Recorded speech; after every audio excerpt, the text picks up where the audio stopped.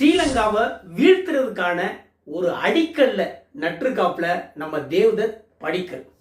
இந்த ஜெய்ஸ்வால் விஷயத்துல ஸ்ரீலங்காக்காரங்க கொஞ்சம் மனச்சாட்சியோட நடந்திருக்கலாமோ அப்படின்னு நமக்கு தோணுச்சு. ஐசிசி விதிகளின்படி இது அவுட்டு தான், ஆனா மனச்சாட்சி படி பார்த்தா இது அவுட்டு இல்லைங்க. 24 வருடங்களுக்கு பிறகு ஒரு வரலாற்று சாதனையை இந்த தேவ்தத் படிக்கல் பண்ணியிருக்காப்புல. என்ன அப்படிங்கிறத டீட்டெயில்டா இந்த வீடியோவில் பார்ப்போம்.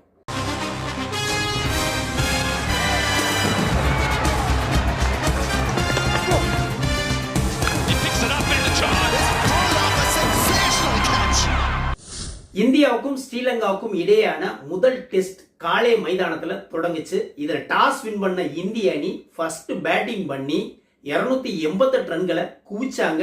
2 விக்கெட்டுகளை மட்டும் இழந்திருக்காங்க முதல் நாள் முடிவுல.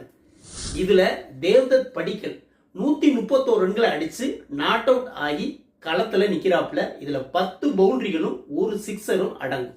இந்திய அணிக்கு சமீப காலமா இந்த 3வது இடம் ஒரு பெரிய பிரச்சனையா, ஒரு தலைவலியாவே இருந்துட்டு வந்தது.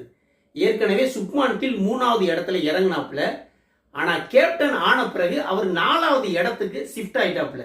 அதன் பிறகு 3வது இடத்துல 6 பிளேயர்களை யூஸ் பண்ணி பார்த்துட்டாங்க இந்தியா. ஆனா யாருமே பெர்மனண்டா அந்த இடத்துக்கு பொருந்தல, சாய் சுதர்சன் உட்பட.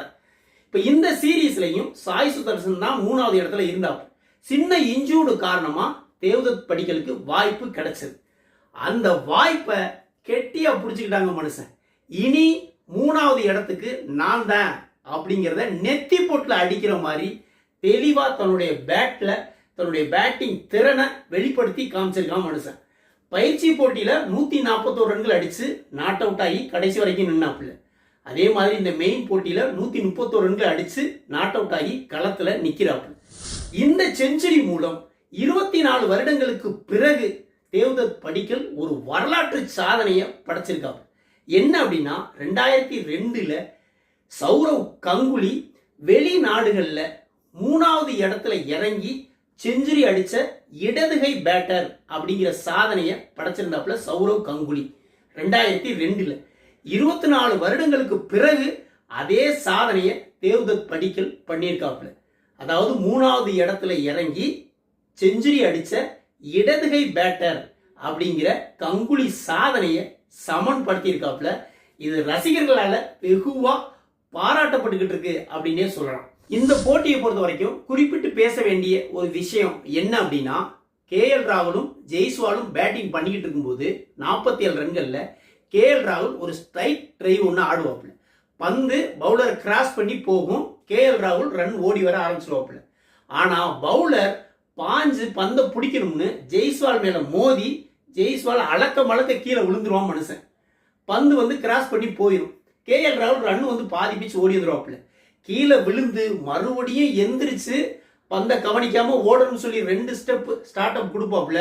KL ராகுலும் பாஞ்சு ரன்னர் எண்டுக்கு வந்துருவாப்புல. அதுக்குள்ள பந்தை பிடிச்சு கீப்பர்ட்ட எரிஞ்சிருவாங்க. ஜெய்ஸ்வால் கீழே விழுந்ததுனால இவங்க 2 பேருமே கிரீஸ்குள்ள ஒரே கிரீஸ்குள்ள நிக்கிற மாதிரி ஆயிரும், ரன் அவுட் ஆயிருங்க.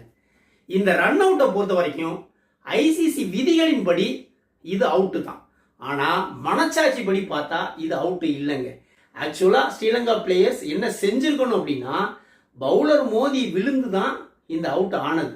மனச்சாட்சிப்படி யோசிச்சாங்க அப்படின்னா அவங்க இந்த அவுட்டை வேணாம்னு சொல்லியிருக்கணும். ஆனா கிரிக்கெட்ல அது நடக்காதுங்க. அம்பையர் கூட இந்த அவுட்டை கிளைம் பண்றீங்களா அப்படின்னு சொல்லி ஒரு வார்த்தை கேட்டாப்புல.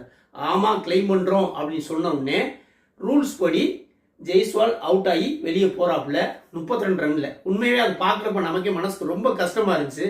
இதெல்லாம் எதிர்பாராத அவுட்டு. ஆனாலும் மனச்சாட்சிப்படி ஸ்ரீலங்காக்காரங்க நடந்திருக்கலாமோ அப்படின்னு நமக்கு தோணுச்சு. முதல் நாளின் முடிவுல இந்திய அணி 288 ரன்களை குவிச்சு 2 விக்கெட்டுகளை மட்டும் இழந்திருக்காங்க. ஜெய்ஸ்வால் 32, KL ராகுல் 77 ரன்ல ஒரு ரிட்டையர்ட் ஹர்ட், ஒரு கிராம்ப் ஆனதுனால ரிட்டையர்ட் ஹர்ட் ஆயிட்டாப்ல. சுப்மான் கில் சொற்ப ரன்கள்ல அவுட் ஆக ரிஷப் பந்த் 27 ரன்களோடையும் தேவ்தத் படிக்கல் 131 ரன்களையும் களத்துல நிக்கிறாங்க. நாளைக்கு 2வது இன்னிங்ஸ்ல ஒரு மிகப்பெரிய ஸ்கோரை அடிப்பாங்க அப்படின்னு இந்திய ரசிகர்கள் நம்புறாங்க. பொறுத்திருந்து பார்ப்போம். வீடியோ பிடிச்சிருந்தா லைக் கமெண்ட் பண்ணுங்க, குறிப்பா சப்ஸ்கிரைப் பண்ணுங்க. மற்றும் ஒரு வீடியோவில் சந்திப்போம். நன்றி.